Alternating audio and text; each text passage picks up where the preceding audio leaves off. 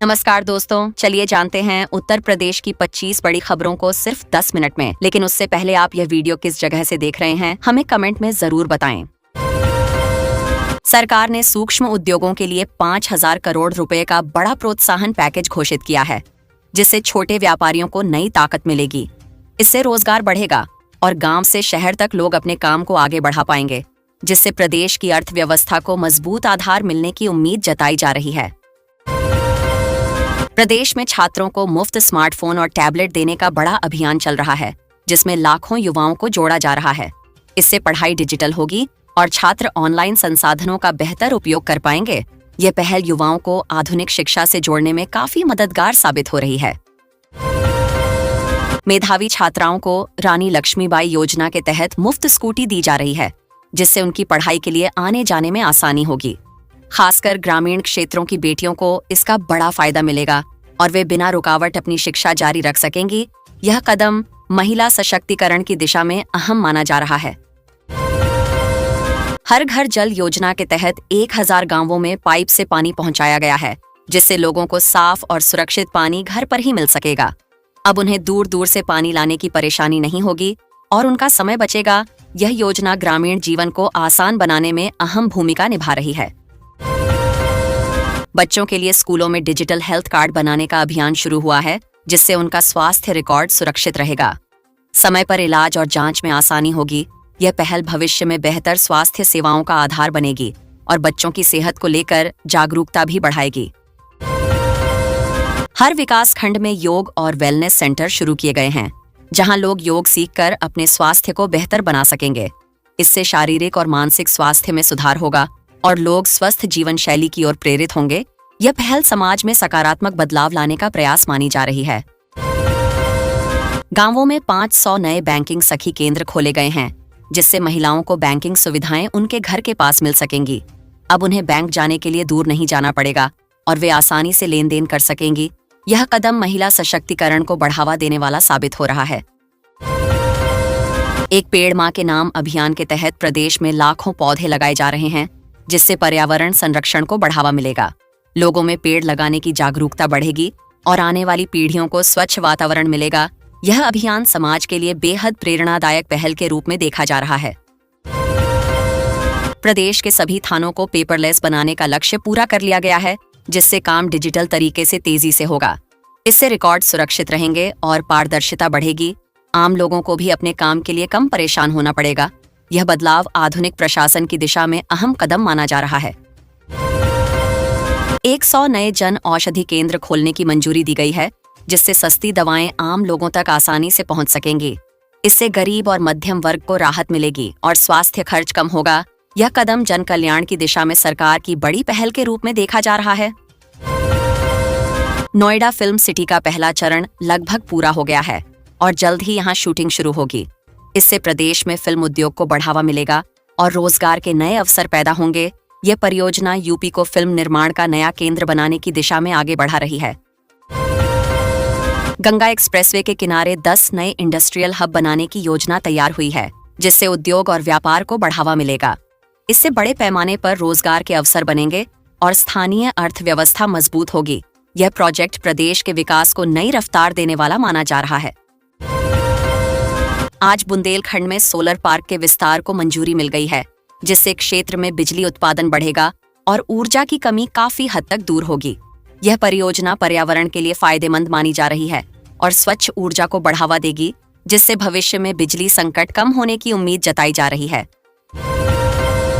आज लखनऊ में बड़ा डेटा सेंटर पार्क शुरू हुआ है, जिससे आईटी सेक्टर को नई मजबूती मिलेगी। इस परियोजना से हजारों युवाओं को रोजगार मिलेगा और डिजिटल सेवाएं बेहतर होंगी, जिससे प्रदेश तकनीकी रूप से आगे बढ़ेगा और निवेश के नए अवसर भी तेजी से विकसित होंगे। आज सभी तहसीलों में ई ऑफिस प्रणाली लागू कर दी गई है, जिससे सरकारी काम पूरी तरह डिजिटल हो गया है। इससे काम में तेजी आएगी और लोगों को दफ्तरों के चक्कर नहीं लगाने पड़ेंगे। साथ ही पारदर्शिता बढ़ेगी और प्रशासनिक व्यवस्था अधिक सरल और प्रभावी बनेगी। आज सरकार ने देरी से काम करने वाले अधिकारियों को नोटिस जारी किया है, जिससे प्रशासन में जवाबदेही बढ़ेगी। इस कदम से काम समय पर पूरे होंगे और आम जनता को राहत मिलेगी।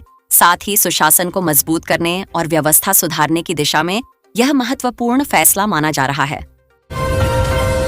आज 50,000 गांवों का ड्रोन सर्वे पूरा हो गया है, जिससे जमीन के रिकॉर्ड अपडेट किए जाएंगे। इससे घरौनी मिलने की प्रक्रिया आसान होगी और जमीन विवाद कम होंगे।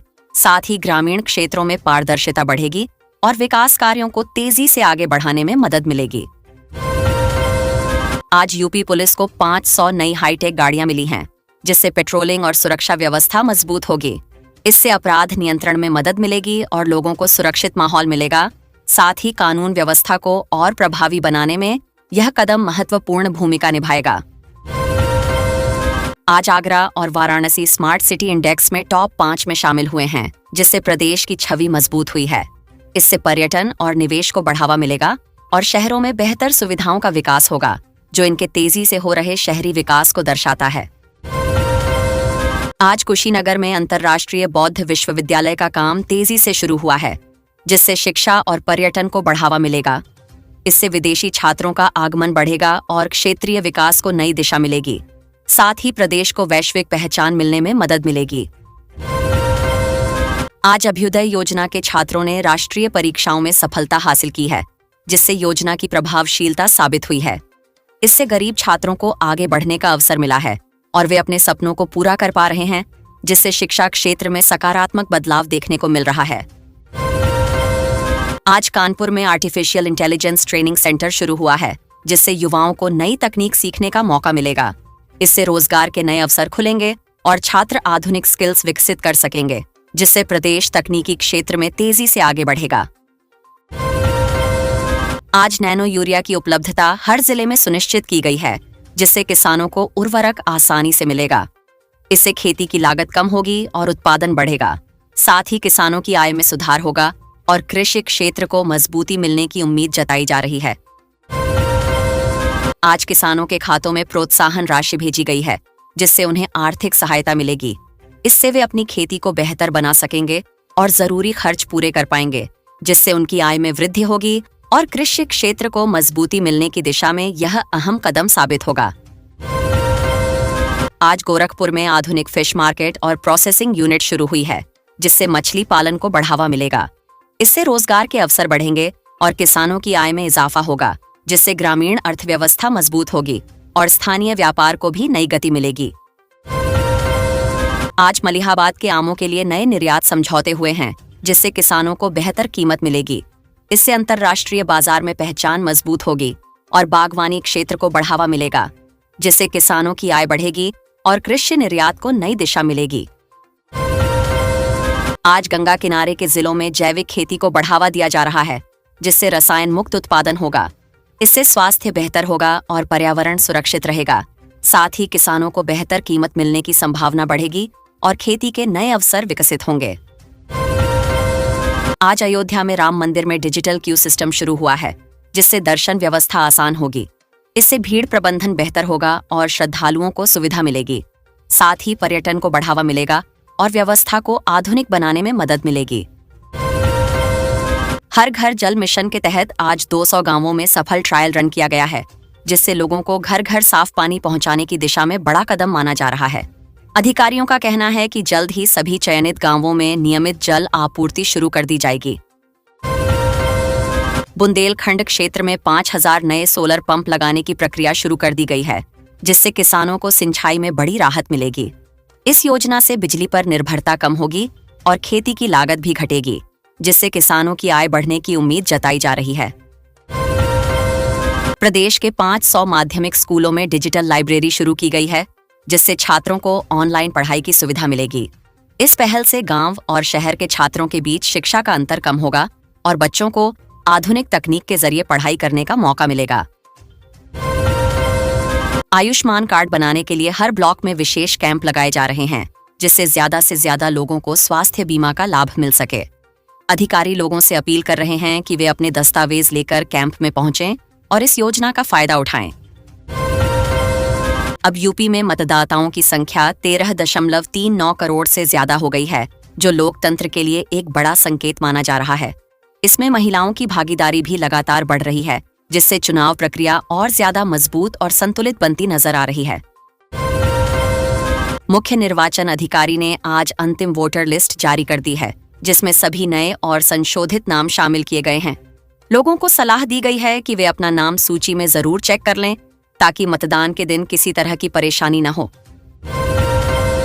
महिला मतदाताओं की संख्या बढ़कर 6.09 करोड़ हो गई है, जो दर्शाता है कि महिलाएं अब राजनीति में ज्यादा सक्रिय हो रही हैं। विशेषज्ञ मानते हैं कि इससे चुनावी नतीजों पर भी असर पड़ेगा और महिलाओं से जुड़े मुद्दों को ज्यादा प्राथमिकता मिलेगी। प्रयागराज जिला नए वोटर जोड़ने में पूरे प्रदेश में सबसे आगे रहा है, जहां बड़ी संख्या में युवाओं ने अपना नाम मतदाता सूची में दर्ज कराया है। प्रशासन इसे जागरूकता अभियान की सफलता मान रहा है और अन्य जिलों को भी इससे सीख लेने की सलाह दी गई है। गाजियाबाद की साहिबाबाद सीट अब प्रदेश की सबसे बड़ी विधानसभा बन गई है, जहां सबसे ज्यादा मतदाता हैं। इससे चुनाव के दौरान व्यवस्थाएं संभालना चुनौतीपूर्ण हो सकता है, इसलिए प्रशासन ने पहले से ही विशेष तैयारियां शुरू कर दी हैं। शुद्धिकरण अभियान के तहत करीब 7 लाख डुप्लीकेट और शिफ्टेड नाम वोटर लिस्ट से हटाए गए हैं, जिससे सूची को अधिक सटीक बनाया गया है। अधिकारियों का कहना है कि इससे चुनाव प्रक्रिया और पारदर्शी होगी और फर्जी वोटिंग की संभावना कम होगी।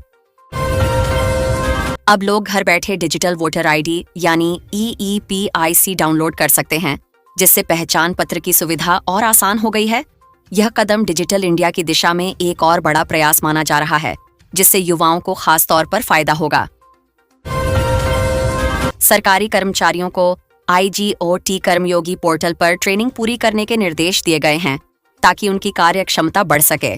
इससे प्रशासनिक कामकाज में सुधार आएगा और जनता को सेवाएं देने में भी तेजी और पारदर्शिता देखने को मिलेगी। वाराणसी और कानपुर में स्मार्ट सिटी सर्वे के तहत स्वच्छता और ट्रैफिक व्यवस्था का निरीक्षण किया गया है। अधिकारियों ने कई सुधारात्मक सुझाव दिए हैं, जिससे आने वाले समय में इन शहरों में रहने वाले लोगों को बेहतर सुविधाएं मिल सकें। प्रदेश के 50 ITI संस्थानों में नए मॉडर्न ट्रेड शुरू करने का फैसला लिया गया है, जिससे युवाओं को रोजगारपरक शिक्षा मिलेगी। इससे स्किल डेवलपमेंट को बढ़ावा मिलेगा और उद्योगों को भी प्रशिक्षित कार्यबल आसानी से उपलब्ध हो सकेगा। वृद्धावस्था और दिव्यांग पेंशन की अगली किस्त के लिए डेटा वेरिफिकेशन पूरा हो गया है, जिससे जल्द ही लाभार्थियों के खातों में पैसा भेजा जाएगा। इससे जरूरतमंद लोगों को आर्थिक मदद मिलेगी और उनकी दैनिक जरूरतें आसानी से पूरी हो सकेंगी। आगरा मेट्रो के दूसरे कॉरिडोर के लिए मृदा परीक्षण शुरू हो गया है, जिससे निर्माण कार्य की नींव मजबूत बनाई जा सके। इस परियोजना से शहर में ट्रैफिक जाम की समस्या कम होगी और लोगों को तेज और सुरक्षित यात्रा का विकल्प मिलेगा। त्योहारों को देखते हुए पुलिस ने सभी जिलों में फुट पेट्रोलिंग बढ़ाने के निर्देश दिए हैं, जिससे सुरक्षा व्यवस्था मजबूत बनी रहे। प्रशासन का कहना है कि इससे लोगों में विश्वास बढ़ेगा और किसी भी अप्रिय घटना को समय रहते रोका जा सकेगा। शिक्षा विभाग में भर्ती प्रक्रिया को पारदर्शी बनाने के लिए नया पोर्टल तैयार किया जा रहा है, जिससे आवेदन और चयन प्रक्रिया आसान होगी। इससे युवाओं को नौकरी पाने में पारदर्शिता का भरोसा मिलेगा और भ्रष्टाचार की संभावना भी घटेगी। मौसम साफ होते ही प्रदेश में धूप खिल गई है और तापमान बढ़ने लगा है, जिससे लोगों को गर्मी का एहसास होने लगा है। मौसम विभाग ने आने वाले दिनों में और ज्यादा गर्मी पड़ने की संभावना जताई है, इसलिए लोगों को सावधानी बरतने की सलाह दी गई है। लखनऊ में आज तापमान 32 से 34 डिग्री के बीच रहने का अनुमान है, जिससे दिन में गर्मी ज्यादा महसूस होगी। डॉक्टरों ने लोगों को ज्यादा पानी पीने और धूप में कम निकलने की सलाह दी है, ताकि हीट स्ट्रोक से बचा जा सके। मौसम विभाग ने 15 अप्रैल से पश्चिमी यूपी में हीट वेव शुरू होने की चेतावनी दी है, जिससे लोगों को पहले से तैयारी करने को कहा गया है। खासकर बुजुर्ग और बच्चों को गर्मी से बचाने के लिए विशेष सावधानी बरतने की जरूरत बताई गई है। आसमान साफ होते ही गेहूं की कटाई तेजी पकड़ चुकी है और किसान पूरे जोश के साथ खेतों में जुट गए हैं, जिससे समय पर फसल तैयार होने की उम्मीद बढ़ गई है। अच्छी धूप मिलने से पैदावार बेहतर रहने की संभावना है और किसानों के चेहरे पर संतोष भी साफ दिखाई दे रहा है। नमी कम होने की वजह से इस बार अनाज की गुणवत्ता बेहतर रहने की उम्मीद जताई जा रही है, जिससे किसानों को बाजार में अच्छा भाव मिल सकता है। कृषि विशेषज्ञों का मानना है कि मौजूदा मौसम फसल के लिए काफी अनुकूल साबित हो रहा है और उत्पादन को भी फायदा मिलेगा। कृषि विभाग ने बढ़ती गर्मी को ध्यान में रखते हुए किसानों को हल्की सिंचाई करने की सलाह दी है, ताकि फसल सूखने से बच सके। साथ ही समय समय पर खेतों की निगरानी करने और जरूरत के हिसाब से पानी देने को कहा गया है, जिससे फसल सुरक्षित बनी रह सके। मलिहाबाद के आम उत्पादकों के लिए नई कीटनाशक गाइडलाइन जारी की गई है, जिससे फसल को कीटों से बचाया जा सके। इससे आम की गुणवत्ता बेहतर होगी और निर्यात के अच्छे अवसर भी बनेंगे, जिससे किसानों की आय में बढ़ोतरी होने की उम्मीद जताई जा रही है। एनसीआर क्षेत्र में तेज हवाएं चलने से प्रदूषण स्तर में कमी दर्ज की गई है, जिससे लोगों को राहत भरी साफ हवा मिल रही है। विशेषज्ञों का कहना है कि यदि प्रदूषण नियंत्रण के उपाय लगातार जारी रहें, तो यह स्थिति आने वाले दिनों में और बेहतर हो सकती है। सिंचाई विभाग ने नहरों में पानी पहुंचाने के लिए नया रोस्टर लागू किया है, जिससे टेल एंड तक पानी पहुंच सके। इससे दूर दराज के किसानों को भी बराबर सिंचाई का लाभ मिलेगा और उनकी फसल को सूखने या नुकसान होने से बचाया जा सकेगा। मंडी में गेहूं और सरसों की आवक में करीब 20% की बढ़ोतरी दर्ज की गई है, जिससे बाजारों में रौनक बढ़ गई है। किसानों को उम्मीद है कि इस बार उन्हें अपनी फसल का बेहतर दाम मिलेगा और उनकी मेहनत का सही मूल्य मिल पाएगा। ई-नाम पोर्टल पर किसानों के लिए नई पंजीकरण सुविधा शुरू कर दी गई है, जिससे वे अपनी फसल को ऑनलाइन बेच सकेंगे। इससे बिचौलियों की भूमिका कम होगी और किसानों को सीधे बेहतर कीमत मिलने का रास्ता खुलेगा, जिससे उनकी आय में सुधार होगा। लखनऊ सुपर जायंट्स ने रोमांचक मुकाबले में कोलकाता को 3 विकेट से हराकर शानदार जीत दर्ज की है, जिससे फैंस में खुशी की लहर दौड़ गई है। यह जीत टीम के आत्मविश्वास को बढ़ाने वाली मानी जा रही है और आगे के मैचों के लिए उत्साह भी बढ़ा है। मुकुल चौधरी ने 27 गेंदों में शानदार अर्धशतक लगाकर टीम को जीत दिलाई और मैच के हीरो बन गए। उनकी इस बेहतरीन पारी की हर तरफ तारीफ हो रही है और उन्हें भविष्य का उभरता सितारा माना जा रहा है, जिससे टीम को भी नई मजबूती मिली है। इकाना स्टेडियम में अगले मैच की तैयारियां जोर शोर से शुरू हो गई हैं और पिच को बेहतर बनाने का काम तेजी से किया जा रहा है। अधिकारियों का कहना है कि दर्शकों को शानदार अनुभव देने के लिए सभी जरूरी इंतजाम पूरे किए जा रहे हैं। इस जीत के बाद लखनऊ टीम पॉइंट्स टेबल में टॉप 4 की दौड़ में मजबूती से शामिल हो गई है, जिससे प्ले ऑफ में पहुंचने की उम्मीदें और बढ़ गई हैं। टीम के खिलाड़ी भी उत्साहित नजर आ रहे हैं और आगे अच्छा प्रदर्शन करने के लिए तैयार हैं। मेरठ में बन रही स्पोर्ट्स यूनिवर्सिटी का काम लगभग 90% पूरा हो चुका है और जल्द ही इसके शुरू होने की संभावना है। इससे खिलाड़ियों को बेहतर प्रशिक्षण और आधुनिक सुविधाएं मिलेंगी, जिससे प्रदेश में खेलों को नई दिशा मिलने की उम्मीद है। झांसी में राज्य स्तरीय महिला हॉकी प्रतियोगिता की शुरुआत हो गई है, जिसमें कई जिलों की टीमें हिस्सा ले रही हैं। इससे महिला खिलाड़ियों को अपनी प्रतिभा दिखाने का अच्छा मौका मिल रहा है और खेलों के प्रति उनका उत्साह भी बढ़ रहा है। लखनऊ में नई नेशनल बैडमिंटन अकादमी खोलने की घोषणा की गई है, जिससे युवा खिलाड़ियों को उच्च स्तर का प्रशिक्षण मिल सकेगा। इससे प्रदेश में खेल प्रतिभाओं को निखारने में मदद मिलेगी और राष्ट्रीय स्तर पर बेहतर प्रदर्शन की उम्मीद भी बढ़ेगी। सोशल मीडिया पर #लखनऊ सुपर जायंट्स पूरे दिन ट्रेंड करता रहा, जिससे टीम की लोकप्रियता का अंदाजा लगाया जा सकता है। फैंस लगातार खिलाड़ियों की तारीफ कर रहे हैं और टीम के प्रदर्शन को लेकर उत्साह भी साफ नजर आ रहा है।